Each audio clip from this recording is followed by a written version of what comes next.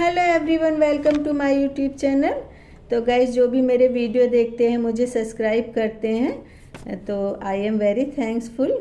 और कल हमारे प्रभु रामचंद्र जी की अयोध्या में प्राण प्रतिष्ठा हो रही है, तो आप सभी को ढेर सारी शुभकामनाएं। और गाइज, जब भी हम समाज, एक देश, एक दुनिया, यहाँ तक कि एक विश्व की भी कल्पना करें, तो उसकी दूरी एक सुखी परिवार से होती है, क्योंकि जहाँ पर सुखी परिवार होगा वहाँ सुखी समाज होगा, और समाज से एक देश और पूरी दुनिया का विस्तार होता है। और सुखी परिवार का कदापि यह तात्पर्य नहीं है कि हमारे पास बंगला, गाड़ी, पैसे या एकदम लग्जरी लाइफ हो। सुखी परिवार का अर्थ है परिवार के सभी लोग मिलजुल करके रहें, उनमें कोई भेद ना हो। और आपके घर में किसी के भी घर की यदि बेटी बहू बन करके आती है, तो उसे आप अपने परिवार का सदस्य माने। और यहाँ पर ज़्यादा से ज़्यादा ऐसा होता है कि दूसरे के घर की जो बेटी बहू बन करके आती है, तो किसी न किसी तरह से उसको टॉर्चर किया जाता है। और मुझे भी इस तरह से बहुत ज़्यादा टॉर्चर किया जाता था जब मेरे बच्चे बहुत ज़्यादा छोटे छोटे से थे। तो उस समय मुझे भी कुछ नहीं समझ आता था। तो एक दिन इसी तरह से झगड़ा हो गया।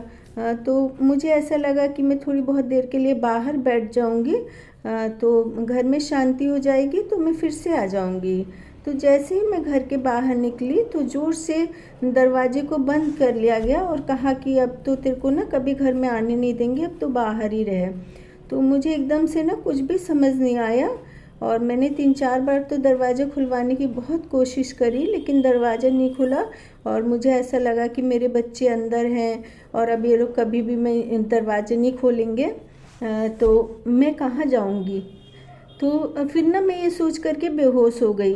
तो फिर हमारी नेबर थी, तो उन्होंने उठाया, मुझे पानी वानी के छींटे मारे, पानी पिलाया, और फिर घर का दरवाज़ा नॉक कराया और मुझसे कहा कि तुम ये सब कुछ ऐसे क्यों बर्दाश्त करती हो। तो मुझे ये नहीं मालूम था उस समय कि मैं क्यों बर्दाश्त करती हूँ। वो बात मुझे आज समझ आई, क्योंकि परिवार को बनाए रखने के लिए हम लोग को बहुत सारी बातें बर्दाश्त करनी पड़ती हैं। तो आज मैं एक ऐसे ही परिवार की परिकल्पना का एक स्टोरी का ऑडियो लेकर आई हूँ, जहाँ माता पिता के अलगाव से बच्चों को किस असहनीय पीड़ा से गुजरना पड़ता है। और सोमवार का दिन था और कोर्ट रूम युक्ति और निमेश के परिवार वालों, वकीलों और उनके स्टाफ से भरा हुआ था। और युक्ति, निमेश दोनों पति पत्नी थे, दोनों में तलाक हो चुका था। और रुद्र, जो कि युक्ति और निमेश का बेटा था, और युक्ति की तरफ से केस फाइल किया गया था रुद्र को अपने पास रखने के लिए। और गाइज, मैं यहाँ पर एक बात बताना चाहूँगी कि कभी भी ना आप अपने बच्चे का यदि निकनेम रखते हैं, तो गूगल से गुड और बैड का ना इफेक्ट ज़रूर से देख लें, क्योंकि हम बच्चे को जिस नाम से बुलाते हैं, तो ग्रह नक्षत्र उसी नाम के अकॉर्डिंग उसकी राशि के इर्द गिर्द घूमते रहते हैं। और यहाँ मैंने जो बच्चे का नाम काल्पनिक रुद्र रखा है, इसलिए ही रखा है कि रुद्र का मतलब रोना या फिर आंसू से होता है। तो जब भी हम नाम रखें बच्चे का, तो बहुत ही सोच समझ के रखें। और युक्ति पढ़ी लिखी ज़रूर थी, लेकिन वे बहुत ही गरीब घर से थी, और शादी के 2 महीने बाद ही उसको दहेज के लिए परेशान किया जाने लगा था। लेकिन युक्ति ने यह बात कभी भी अपने घर पर नहीं बताई, क्योंकि वो नहीं चाहती थी कि उसके मायके वाले दहेज की मांग पूरी करते रहें। और जब रुद्र का जन्म होने वाला था, तब भी उसको बहुत ज़्यादा परेशान किया जाता था। निमेश पुलिस में सिपाही की नौकरी करता था, गांव में थोड़ी बहुत खेती बाड़ी थी, और पिता पैठ बाजार में हर हफ्ते दुकान लगाते थे। घर का खर्च बहुत अच्छे से चल सकता था, लेकिन और सारा परिवार भी सुख शांति से रह सकता था। लेकिन ससुराल वालों को दहेज का लालच हो या बहू से लगाव ना हो ना, तो किसी न किसी बहाने उसको प्रताड़ित करते रहते हैं। और एक दिन तो हद हो गई। युक्ति बर्तन धो रही थी और किचन में अपने बेटे को बैठा रखा था। तभी युक्ति की सास ने उस पर मिट्टी का तेल डाल दिया, और पति ने जैसे ही युक्ति को पकड़कर रखना चाहा, तेल की फिसलन से उसका हाथ छूट गया और वह अपने बच्चे को गोद में लेकर के बाहर भाग गई। और फिर ऑटो में बैठकर इसी हाल में अपने मायके चली गई। और तलाक का काफ़ी दिन तक केस तो पहले ही चला था और तलाक भी हो चुका था। लेकिन युक्ति के ससुराल वालों की तरफ से भी रुद्र को अपने पास रखने का केस डाला था। आज उसकी आखिरी सुनवाई थी और रुद्र और युक्ति के तरफ से भी रुद्र को अपने पास रखने का केस डाल रखा था और बहस शुरू हो गई थी। निमेश के वकील की तरफ से बहस थी, पहली बहस। तो ये बहस ना एक काल्पनिक है। तो वकील ने कहा कि जज साहब, युक्ति एक गैर जिम्मेदार माँ है, रोज़ लड़ झगड़ कर अपने मायके चली जाती है। पति जब भी ड्यूटी पर से आता है उससे लड़ाई झगड़ा करती है और सास ससुर को टाइम से खाना नहीं देती, यहाँ तक कि अपने बच्चे को भी मारती पीटती है। जज साहब, इसका चाल चलन भी खराब है। जब भी घर से सभी सदस्य बाहर चले जाते हैं तो अपने मायके से अपने दोस्त को बुलाती है। तो जज साहब, ये महिला बेहद गिरे हुए चरित्र की एक पत्नी, एक अत्याचारी बहू और एक लापरवाह माँ है। ये किसी भी हाल में बच्चे का पालन पोषण करने के काबिल नहीं है। इसलिए रुद्र को इसके पिता के साथ रखने का फैसला सुनाया जाए। और 5 फर्जी गवाहों ने भी युक्ति के खिलाफ गवाही दे दी, जो कि कोर्ट के बाहर से ही भाड़े पर मिल जाते हैं। और अब बारी युक्ति के वकील रचना की थी, जो कि उसकी बचपन की फ्रेंड थी। तो युक्ति जो उसकी बचपन की फ्रेंड भी थी और युक्ति की वकील की तरफ से बहस जारी हुई और उसने कहा, जज साहब बताइए, जो माँ 9 महीने बच्चे को कोख में रखती है, कितनी पीड़ा के बाद उसको जन्म देती है, उसकी परवरिश करती है, वही माँ क्या गैर जिम्मेदार हो सकती है?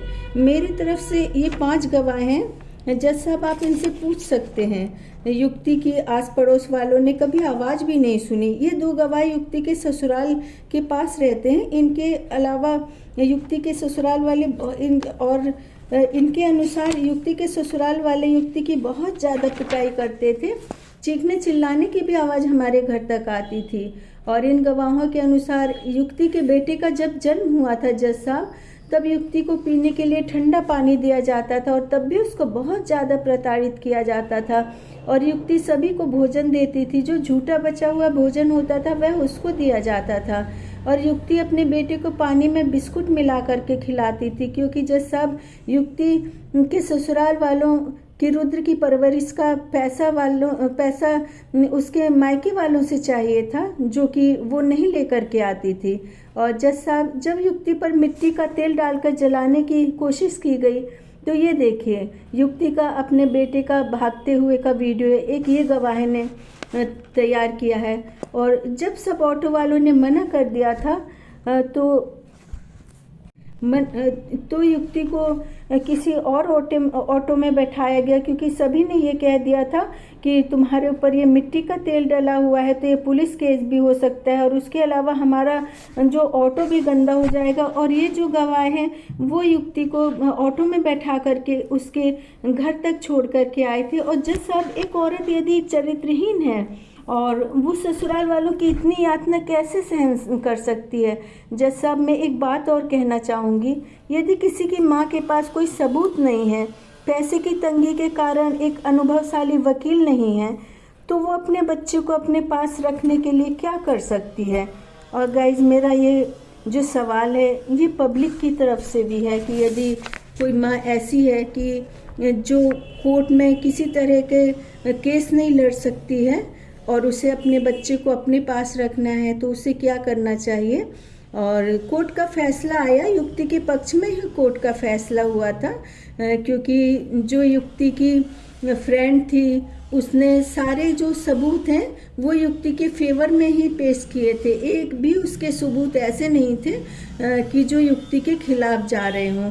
और फिर उसके बाद में उसको अपना बेटा मिल गया, और अपना बेटा मिलते ही युक्ति को लगा कि जैसे कितने वर्षों की रुकी जायदाद उसको मिल गई हो। तो गाइज़, मैं आपके लिए इसी तरह की ऑडियो लेकर के आती रहूँगी, और आप मुझे सब्सक्राइब करें और मुझे व्यूज़ दें। और मैं ये जो भी नाम इसमें देती हूँ, जैसे मैंने युक्ति, निमेश, रुद्र या फिर कोई भी स्टोरी में नाम देती हूँ, तो वो सारे नाम ना सिर्फ काल्पनिक होते हैं। वो कभी मैं सोच समझ के या किसी पर्पस से नहीं नाम बनाती हूँ।